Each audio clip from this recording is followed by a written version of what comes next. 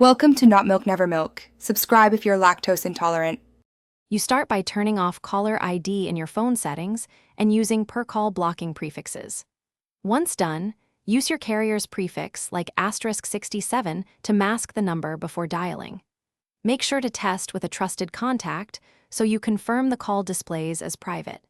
You do this because built-in blocking prevents your line from being transmitted to the recipient, which is faster than changing accounts and provides immediate privacy for individual calls. Next, create an alternate number with a VoIP service, Google Voice, or a second SIM card so your primary line stays hidden.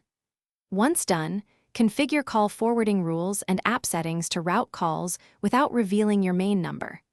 Make sure to use trusted apps, verify account settings, and avoid linking the alternate number to public profiles. You do this because a separate number separates identity and prevents callbacks that would expose your primary line.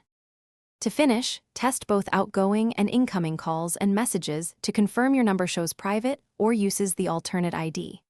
Once done, clear app caches and recheck permissions so apps don't accidentally share contacts or metadata. Make sure to rerun tests after any carrier or app update. If something goes wrong, calls reveal your main number, reset app accounts, change the alternate number, or contact your carrier for account-level privacy controls as the first troubleshooting step.